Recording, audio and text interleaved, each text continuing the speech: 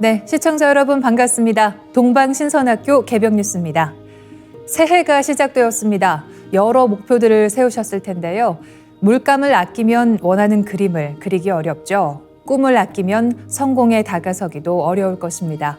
내 마음속에서 외치는 소리를 더 이상 외면하지 않고 미루지 않고 오늘 지금 이 순간 꿈에 한 걸음 더 다가가시기 바랍니다.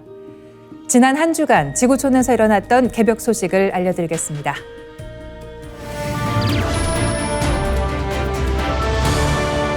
오픈 AI의 대규모 언어 모델 LLM의 성능이 급격히 향상되면서 올해 대학 수학능력시험 국어 영역에서 처음으로 만점을 기록한 AI 모델이 등장했습니다. 주로 영어 데이터를 학습한 AI 모델임에도 다양한 언어 구사력과 뛰어난 추론 능력을 바탕으로 한국어 실력도 크게 발전했다는 분석이 나오고 있습니다. 지난 5일 오픈AI가 정식 출시한 최신 AI 챗봇 챗GPT-5는 2025학년도 수능, 국어 영역에서 모든 문제를 마쳤습니다. 국내 AI 기업 마커 AI는 이전 버전인 5원 프리뷰로 시험한 결과 오답률이 가장 높았던 8번 문제만 틀렸다고 공개했지만 한국경제신문이 최신 5원 모델로 동일 문제를 재확인한 결과 정답이 도출됐습니다. 진민성 마커 AI 연구원은 LLM의 한국어 능력이 인간을 뛰어넘을 시기가 머지않았음을 보여준다고 평가했습니다. AI의 성능 향상 속도는 더욱 주목할 만한데요. 마커 AI에 따르면 2023년 11월 GPT 3.5 터보는 수능 국어 영역에서 16점을 기록했으나 올해 5월 출시된 GPT-4는 75점으로 성적을 크게 끌어올렸고 이달 초 발표된 5원 모델은 결국 만점을 달성했습니다. 1년 만에 AI가 수능 국어에서 8등급에서 1등급으로 급성장한 셈인데요. 이 같은 AI 기술 발전은 오픈 AI에 국한되지 않습니다. 메타는 차세대 언어 모델 라마 3.3 70B를 아마존 웹 서비스는 생성형 AI 모델 노바를 각각 발표했으며 구글도 차세대 AI 비서 제미나이 2.0 플래시를 공개하는 등 글로벌 빅테크 기업들이 앞다퉈 AI 기술력을 선보이고 있습니다. AI 스타트업 달파의 김도균 대표는 AI 기술 개발 속도가 너무 빨라 차별화된 AI 서비스를 만들기 어려운 상황이라고 말했습니다.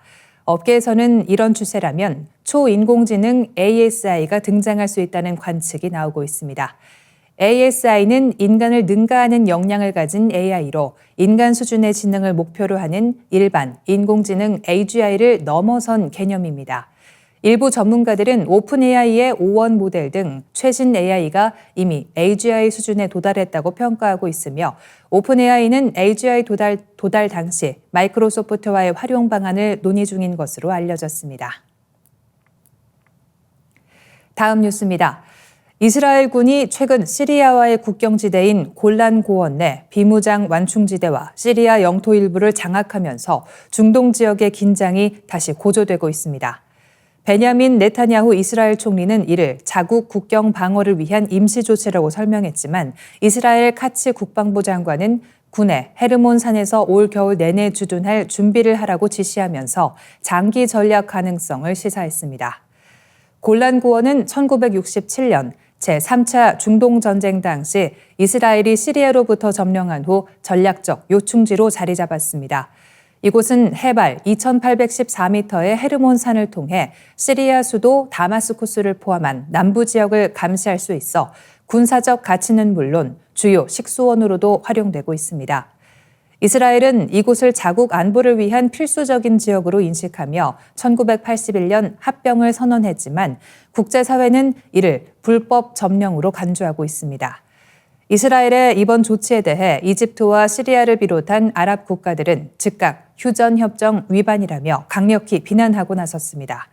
1974년 체결된 시리아 이스라엘 휴전협정에 따라 골란고원 내에 설정된 비무장 완충지대는 양측의 군사적 충돌을 방지하기 위한 중요한 안전장치로 기능해왔습니다. 하지만 이스라엘이 최근 참호를 구축하고 병력을 이동시키며 협정 위반 논란이 불거진 것입니다. 전문가들은 이스라엘의 이러한 선제적 조치가 향후 시리아 내에 들어설 새 정부와의 외교 관계에 악영향을 미칠 수 있다고 지적했습니다. 런던 소재 채텀하우스의 요시 메켈버그 교수는 이스라엘은 안보를 보장하기 위해 나섰다고 하지만 이는 오히려 역효과를 불러올 수 있다며 시리아 새 정권과의 협력 가능성을 스스로 차단하는 것이라고 분석했습니다. 한편 왕립합동서비스연구소의 헬리어 박사는 시리아 반군이 골란 고원을 탈환할 가능성은 낮다며 이스라엘의 조치가 과도하다는 비판을 제기했습니다. 골란 고원은 이스라엘과 시리아 양측 모두에게 매우 중요한 지역입니다. 이스라엘 내부에서는 골란 고원 반환에 반대하는 여론이 우세한 상황이며 전략적, 경제적 중요성 때문에 이스라엘은 이 지역을 영구적으로 유지하려 한다는 분석이 지배적입니다. 국제사회와 주변 아랍 국가들의 비난이 이어지는 가운데 이스라엘의 이번 행동이 중동 정세에 어떤 파장을 미칠지 주목되고 있습니다. 네, 다음 뉴스입니다.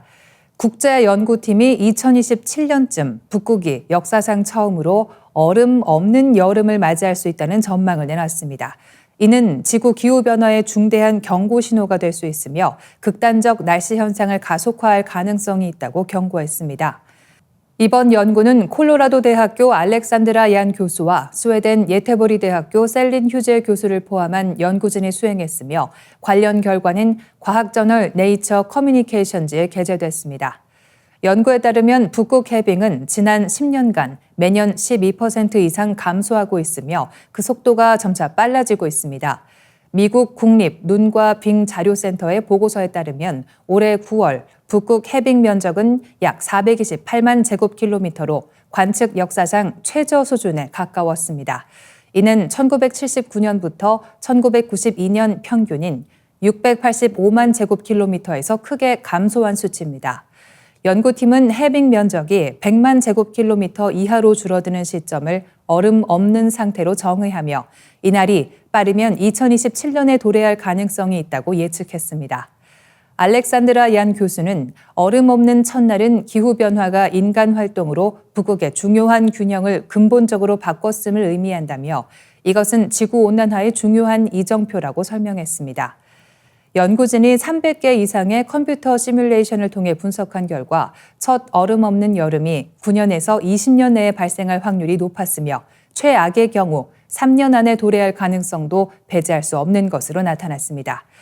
극단적 날씨 현상은 해빙 손실을 더욱 가속화할 수 있는데 따뜻한 가을과 겨울이 이어질 경우 북극 해빙은 취약해지고 여름에는 더 큰 손실이 발생할 수 있습니다. 실제로 2022년 3월에는 북극 일부 지역의 온도가 평균보다 무려 28도나 높게 기록돼 해빙이 거의 녹아내릴 뻔한 사건이 발생하기도 했습니다.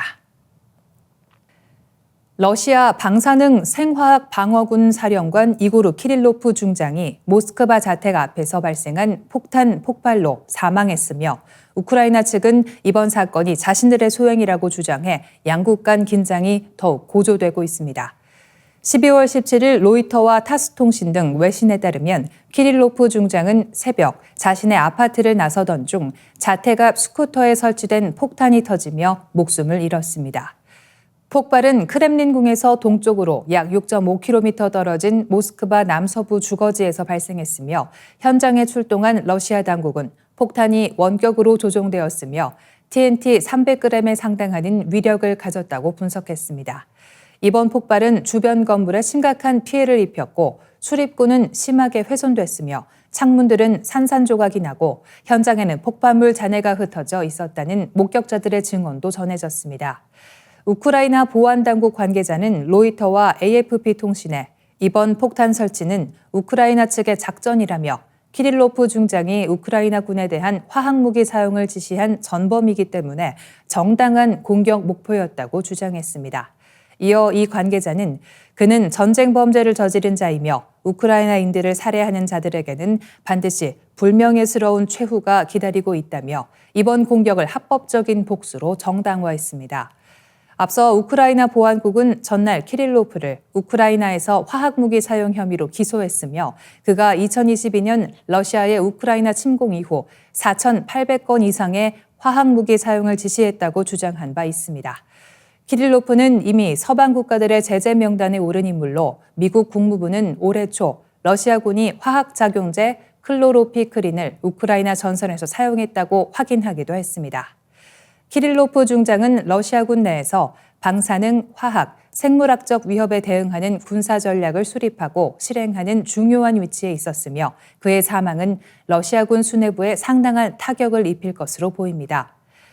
우크라이나의 본토 공격이 점차 정교화되고 확대되는 상황에서 이번 사건은 우크라이나가 러시아 본토를 대상으로 비정규전과 깊숙한 타격 전략을 강화하고 있음을 보여준다는 분석이 나오고 있습니다. 대만이 미국산 M1 에이브럼스 전차를 마침내 인수하며 본격적인 훈련에 돌입했습니다. 이는 중국군의 상륙 저지에 강력한 억지력을 제공할 것으로 예상되지만 중국은 이를 폄하하며 대만의 기대를 비웃고 있습니다. 대만 현지 매체에 따르면 대만군은 미국에 주문한 A1, A2T 전차 108대 중 1차분 38대를 지난 13일 인수했습니다. 이 전차들은 가오슝항에 도착한 뒤 신주현 후커우 기갑훈련 사령부로 운송돼 훈련에 들어갔습니다. 대만은 이와 함께 M88A2 군안전차와 M1070A1 중장비 수송 트레일러도 도입했습니다. M1A2T 전차는 미군의 주력 전차인 M1A2C의 대만 버전으로 120mm 활강포와 고성능 사격 통제 장치를 갖춰 높은 명중률과 강력한 화력을 자랑합니다. 방어력은 미군용 A1, A2C에 사용되는 열화 우라늄 장갑 대신 일반 복합 장갑을 사용해 다소 낮지만 중국군의 주력 전차인 96식 전차를 능가하는 전투력을 보유한 것으로 평가됩니다.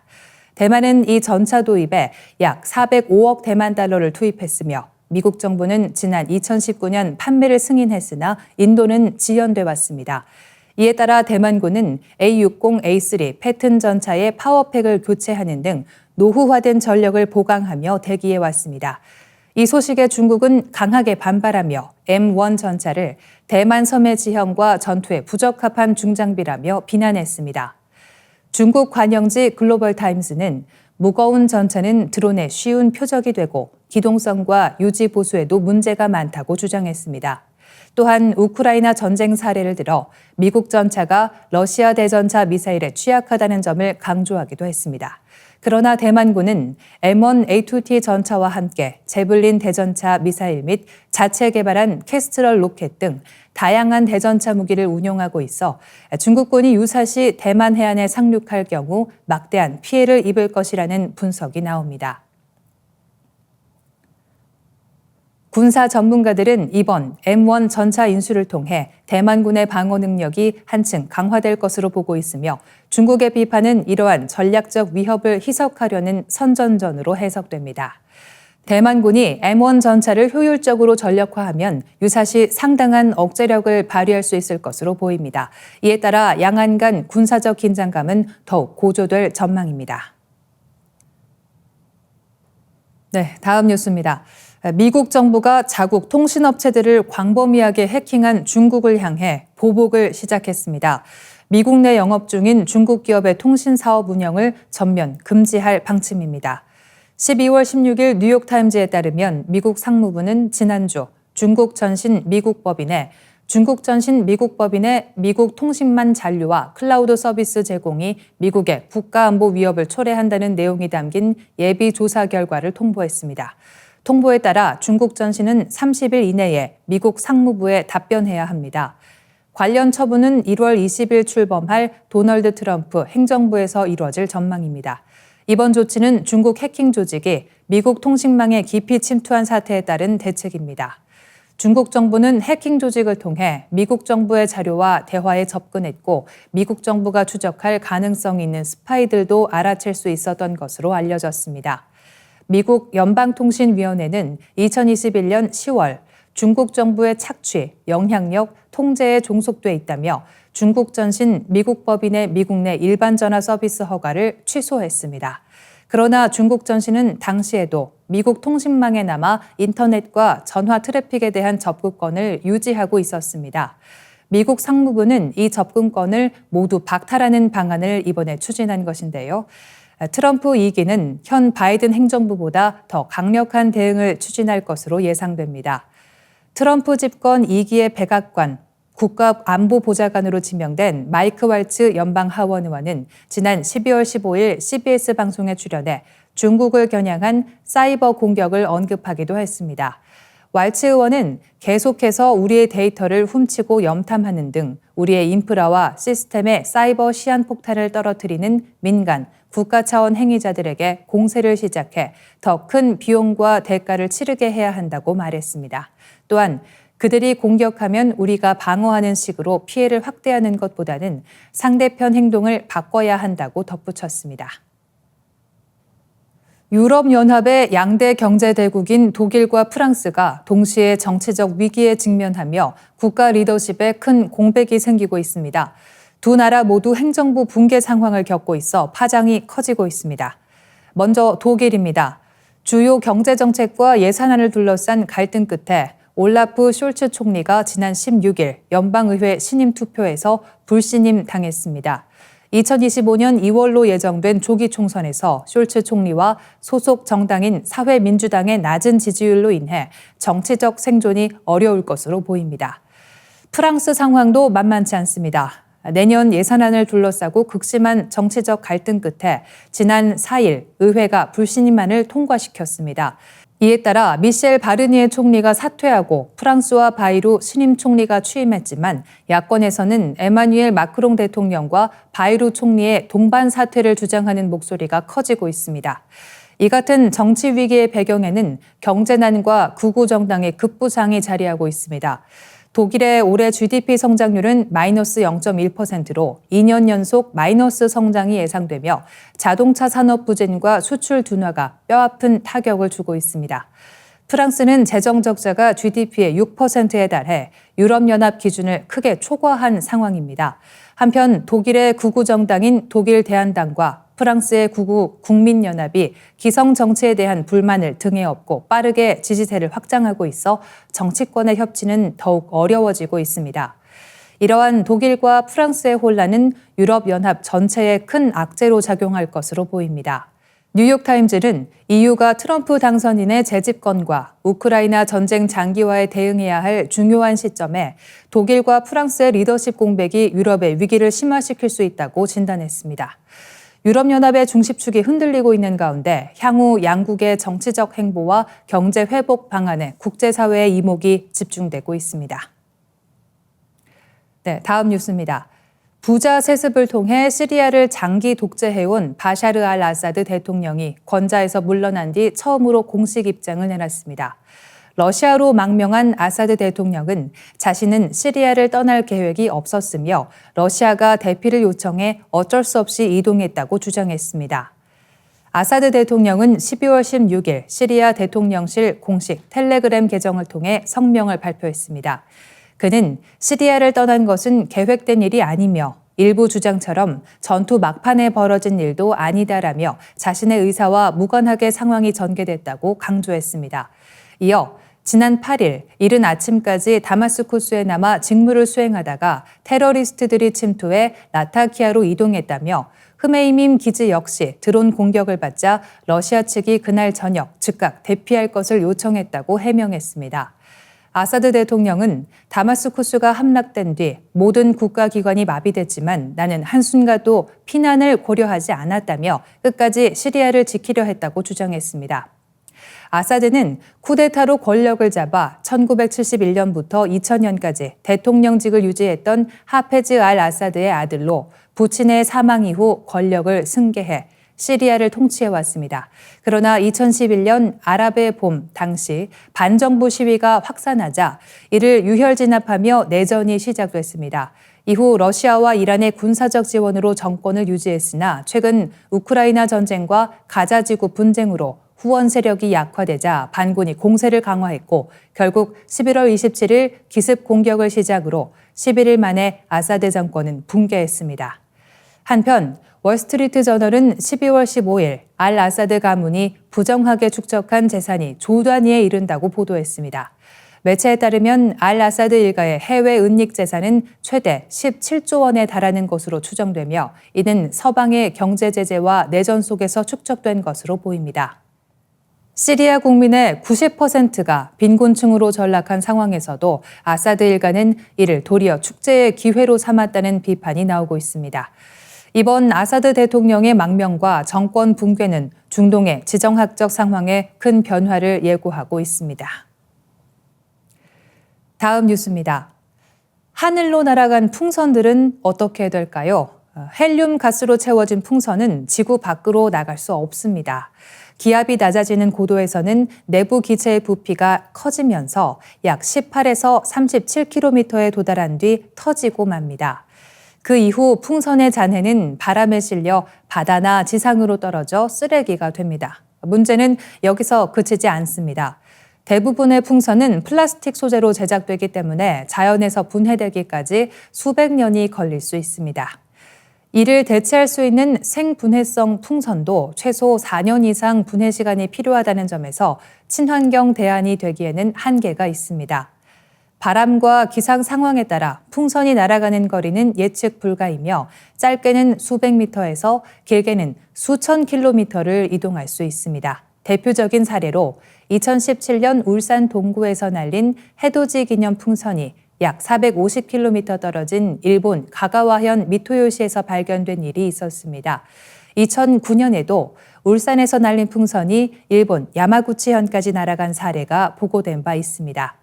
심지어 한 네트워크 엔지니어가 GPS 장치를 일반 풍선에 삽입해 동선을 추적한 결과 풍선은 무려 8주간 11만 8천 킬로미터를 이동한 것으로 나타났습니다. 이는 지구 3바퀴 반에 달하는 거리인데요. 더 큰 문제는 동물들에게 미치는 치명적인 영향입니다. 떨어진 풍선을 해양 생물이 먹이로 착각해 삼킬 경우 소화기관에들로부터 배출되지 않아 사망에 이르게 됩니다. 특히 바다거북이나 해양 포유류는 풍선을 해파리로 착각하기 쉽습니다. 풍선에 달린 끈이나 리본 또한 동물의 목을 휘감아 질식사의 원인이 됩니다. 바다새도 풍선 쓰레기의 주요 피해자입니다. 호주의 과학연구기관 CSIRO의 연구에 따르면 바다새가 풍선과 같은 연성 플라스틱을 섭취하면 사망률이 40%에 이른다고 밝혔습니다.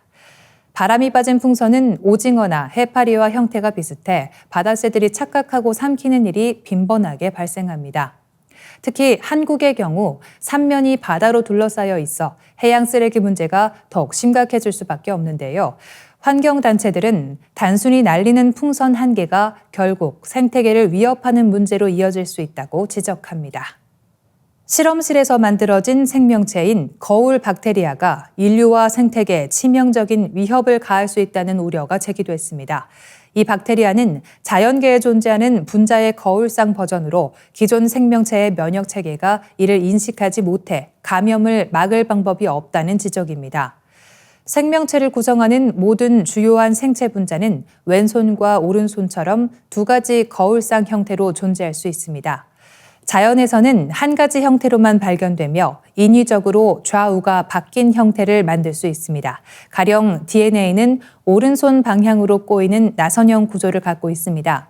DNA와 RNA는 오른손잡이 물질, 단백질을 구성하는 아미노산은 왼손잡이 물질입니다. 합성 생물학자들은 오른손잡이형 아미노산과 왼손잡이형 DNA 및 RNA 분자 등 거울 버전 분자를 합성한 바 있습니다. 영국 일간 데일리 메일에 따르면 거울 박테리아가 연구실에서 탈출할 경우 야생으로 퍼져 식물과 동물, 인간에게 치명적인 위협을 가할 수 있습니다. 특히 이러한 박테리아는 모든 알려진 생물의 면역 방어 체계를 뚫을 가능성이 높아 그 위험성이 매우 크다고 전문가들은 경고하고 있습니다. 국제학술지 사이언스에 발표된 기술 리뷰에 따르면 이 박테리아의 개발에는 최소 10년이 걸릴 것으로 보이지만 이미 관련 연구가 빠르게 진행 중인 것으로 확인됐습니다. 이에 노벨상 수상자를 포함한 38명의 과학자들은 이러한 연구를 즉각 중단해야 한다고 촉구하고 나섰습니다. 피츠버그대의 본 쿠퍼 박사는 거울 박테리아는 자연계에서 존재하지 않는 새로운 생명체로 기존 생물학적 시스템에 심각한 혼란을 초래할 수 있다고 밝혔습니다. 또한 그는 합성 생물학의 발전이 중요하지만 이러한 박테리아 연구는 위험이 지나치게 크다고 경고했습니다. 거울 박테리아는 인간뿐 아니라 식물과 동물에도 영향을 미칠 수 있다는 점에서 그 위험이 더 큽니다. 영국 케임브리지대의 그레고리 윈터 교수는 거울 박테리아는 기존 생명체가 방어할 방법이 없어 감염이 통제 불가능할 수 있다며 생태계 전반에 치명적인 영향을 미칠 수 있다고 밝혔습니다. 연구진은 이 박테리아가 자연 생태계에서 침입종처럼 작용해 주요 식량 작물에까지 영향을 미칠 가능성이 있다고 경고했습니다. 특히 주요 농작물이 감염될 경우 세계적인 식량 위기가 발생할 수 있다는 우려도 제기되고 있습니다. 네, 다음 뉴스입니다. 최근 아프리카 우간다에서 신종 질병 딩가딩가가 확산하면서 우려를 낳고 있습니다. 12월 15일 데일리 메일 등 외신에 따르면 이 질병은 우간다 서부 분디부교 지구를 중심으로 주로 여성과 소녀들에게서 나타나고 있으며 증상은 마치 춤을 추듯 온몸이 떨리는 것이 특징입니다. 현지어로 딩가딩가는 춤추는 것처럼 몸을 떤다는 의미로 환자들은 과도한 신체 떨림으로 걷기조차 어려운 상황에 처하고 있습니다. 분디부교 보건당국 책임자인 키이타 크리스토퍼 박사는 딩가딩가병이 2023년 초 처음 보고되었으며 현재까지 다른 지역으로의 확산 사례는 없다고 밝혔습니다. 크리스토퍼 박사는 역학조사와 원인 규명이 진행 중이므로 과학적 근거가 없는 민간요법에 의존하지 말 것을 경고했습니다. 보건당국에 따르면 지금까지 약 300명이 감염되었으며 다행히도 사망자는 보고되지 않았습니다.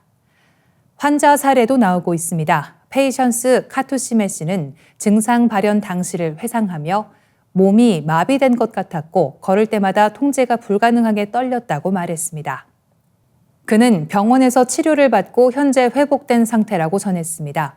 한편 최근 동아프리카 국가들은 이미 엠폭스 확산으로 어려움을 겪고 있는 상황입니다.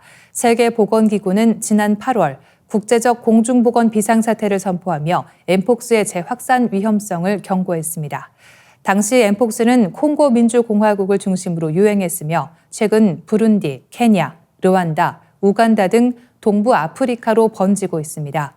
우간다 보건당국은 딩가딩가병의 정확한 원인과 전파 경로를 규명하기 위해 역학조사에 총력을 기울이고 있으며 시민들에게 경각심을 가지되 과장된 불안은 피할 것을 당부하고 있습니다.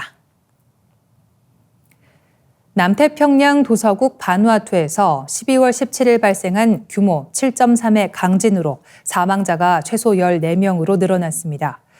로이터 통신 등 외신에 따르면 이번 지진으로 바누아투 수도 포트빌라에서는 200여 명이 부상을 입고 병원 치료를 받고 있습니다. 국제 적십자 적신월사 태평양 대표단의 KT 그린우드 단장은 소셜미디어를 통해 강진으로 무너진 건물 잔해에 갇힌 사람들을 구조하는 작업이 진행 중이며 응급용품과 식수가 긴급히 필요하다고 전했습니다. 현지 매체 VBTC는 지진 발생 다음 날인 18일 연료와 생필품을 구하려 줄을 선 사람들과 구조 작업이 진행 중인 모습을 보도했습니다. UN 인도주의 업무조정국은 바누아투 전체 인구의 약 3분의 1인 11만 6천 명이 이번 지진의 영향을 받은 것으로 추정했습니다. 이에 따라 사상자 수는 더 늘어날 가능성이 높습니다. 이번 강진은 17일 오후 1시 직전에 포트빌라에서 서쪽으로 30km 떨어진 해역에서 발생했으며 진원 깊이는 57km로 파악됐습니다. 지진 발생 후 여진도 잇따랐으며 이 중 한 여진의 규모는 6.1에 달했습니다.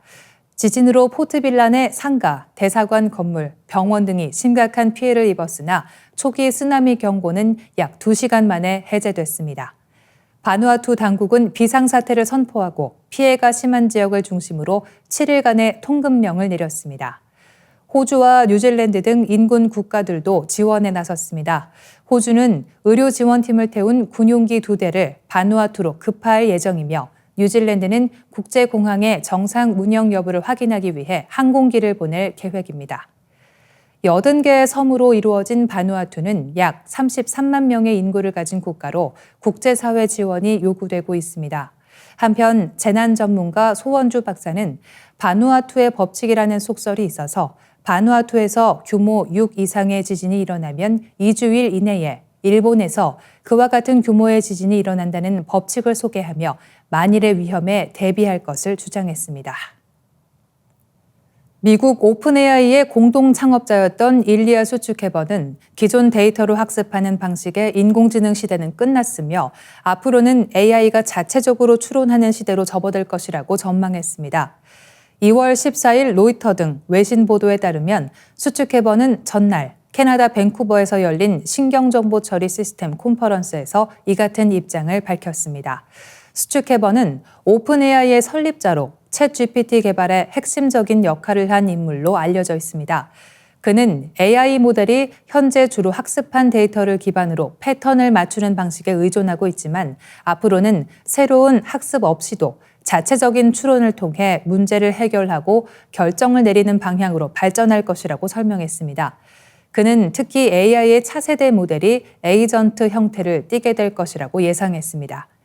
AI 에이전트는 인간을 대신해 다양한 작업을 수행하고 독립적인 결정을 내리는 AI 시스템으로 스스로 소프트웨어와 상호작용하며 추론 능력을 향상시킬 것이라고 강조했습니다. 또한 AI가 더 많은 추론 능력을 가지게 될수록 인간은 AI의 행동을 예측하기 어려워질 것이라고 경고했습니다. 수츠케버는 AI 학습과 훈련에 필요한 데이터가 유한하며 이미 이용 가능한 최고 품질의 데이터는 고갈 상태라고 지적했습니다. 그는 이를 화석 연료에 비유하며 데이터는 증가하지 않고 있고 더 이상 AI 성능을 크게 개선할 새로운 데이터도 없다고 강조했습니다. 이는 AI 발전의 새로운 국면에서 데이터 의존적 접근 대신 추론 중심의 기술이 중요해질 것이라는 그의 관점을 반영합니다. 스튜케버는 지난해 오픈AI의 샘 올트먼과 갈등을 빚고 회사를 떠난 이후 AI의 안전성과 추론 중심 모델 개발을 목표로 한 스타트업 세이프 슈퍼 인텔리전스를 설립했습니다. 그는 AI가 자의식을 가질 가능성을 언급하며 안전한 AI 시스템 개발의 중요성을 다시 한번 강조했습니다. 다음 뉴스입니다. 미국 상원 의원이 일론 머스크 테슬라 CEO를 비공식 대통령이라 칭하며 그에게 공직자에 준하는 윤리 기준을 적용해야 한다고 촉구했습니다. 12월 17일 로이터 통신 보도에 따르면 엘리자베스 워렌 매사추세츠주 상원 의원은 트럼프 대통령의 당선인의 인수위원회에 보낸 서한에서 머스크의 광범위한 사업 이해관계가 엄청난 이해상충을 일으킨다고 주장했습니다. 워렌 의원은 머스크가 전기차, 우주항공, 소셜미디어, 인공지능 등 여러 산업에 걸쳐 막대한 이익을 추구하면서도 트럼프 정부 2기의 정부 효율성 부공동의장으로 활동하며 중요한 정책 결정에 관여하고 있다고 지적했습니다. 하지만 머스크는 정부 공직자가 아니어서 기존의 윤리 규정을 적용받지 않고 있습니다. 워렌 의원은 머스크의 조언이 미국의 공익을 위한 것인지 아니면 그의 사적 이익을 위한 것인지 대중은 알 방법이 없다고 우려를 표명했습니다. 트럼프 인수위는 머스크와 협력해 정부 개혁과 규제 완화를 추진할 계획을 밝혔지만 이러한 개혁이 머스크의 기업들에게 유리하게 작용할 수 있다는 비판이 제기되고 있습니다. 테슬라의 주가는 대선 이후 91% 상승하며 연일 최고치를 경신하고 있습니다. 이에 따라 정부의 정책이 머스크의 사업 이익과 연결된다는 의혹이 더욱 커지고 있습니다. 트럼프 인수위의 캐롤라인 리빗 대변인은 머스크에 대한 우려를 일축하며 그가 회사가 아닌 국가를 우선시한다고 평가했습니다. 하지만 윤리 전문가들은 머스크가 투자하고 있는 초기 단계 산업에 그가 영향력을 행사하는 것은 매우 이례적이라고 지적하며 정책 결정 과정에서 특정 기업이 부당한 이익을 얻을 가능성을 경고했습니다. 감시단체와 윤리 전문가들은 머스크의 역할이 국가 안보와 공공정책에 부정적인 영향을 미칠 수 있다며 우려를 표명하고 있습니다. 월터 샤우브 전 미국 윤리국장은 머스크의 활동이 공공안전을 위협할 수 있다며 국민의 세금이 그의 사적 이익을 위해 사용될 위험이 있다고 지적했습니다. 세계 최고의 부호이자 막강한 경제적 영향력을 가진 머스크와 정부 간의 관계에서 윤리적 기준을 어디까지 적용해야 할지에 대한 논란은 앞으로도 계속될 전망입니다. 2024년은 전 세계적으로 선거가 집중된 해로 약 60개국에서 선거가 치러지며 다수의 집권 여당과 현직 대통령이 어려움을 겪는 한 해로 기록됐습니다. 주요 국가들의 선거 결과를 보면 경제난과 정치적 불만이 주요 요인으로 작용하며 기존 권력에 대한 대중의 반발이 두드러졌습니다. 가장 주목받은 미국 대선에서는 여당인 민주당이 대통령직을 상실하며 정권을 내줬습니다.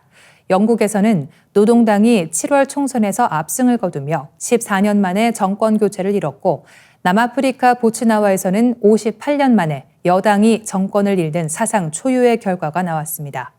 보츠나와 여당 민주당은 의석수를 34석에서 6석으로 급감하며 최악의 선거 성적을 기록했습니다. 한국에서도 4월 총선에서 야당 민주당이 국회 과반을 차지했고 2월 14일에는 윤석열 대통령에 대한 탄핵안이 국회를 통과하며 정치적 격변기를 맞았습니다. 남아프리카 공화국의 여당 아프리카 민족회의는 처음으로 국회 과반수 확보에 실패했으며 일본 자민당 역시 의회 다수당 지위를 상실하는 등 집권당의 어려움이 두드러졌습니다.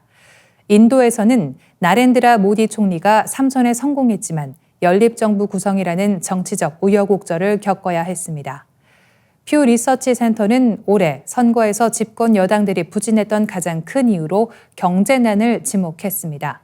올해 초 34개국 국민을 대상으로 한 설문조사에서는 자국 경제에 대해 나쁘다고 응답한 비율이 64%로 좋다는 응답을 크게 웃돌았습니다.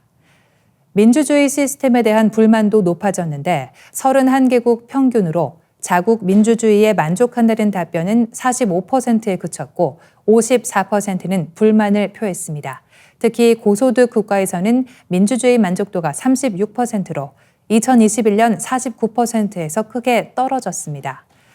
한편 유럽에서는 극우 정당이 강력한 반이민 정책을 앞세워 지지 기반을 넓히며 주목받았습니다.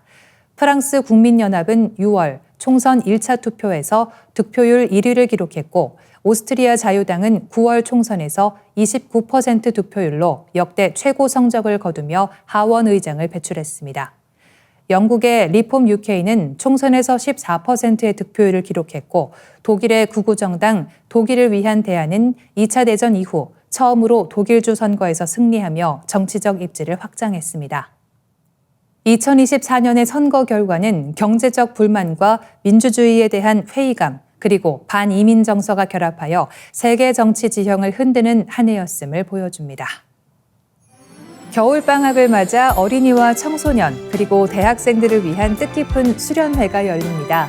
대학생 수련회는 2025년 1월 10일부터 12일까지, 어린이와 청소년 수련회는 1월 11일, 12일 양일간 증산도 교육문화회관에서 진행됩니다. 진리 역량을 키우고 신앙의식을 다질 수 있는 다양한 프로그램이 준비된 이번 수련회는 참가자들에게 새로운 깨달음과 성장의 기회가 될 것입니다. 많은 관심과 참여 바랍니다. 이상으로 동방신선학교 개병뉴스 마치겠습니다. 고맙습니다.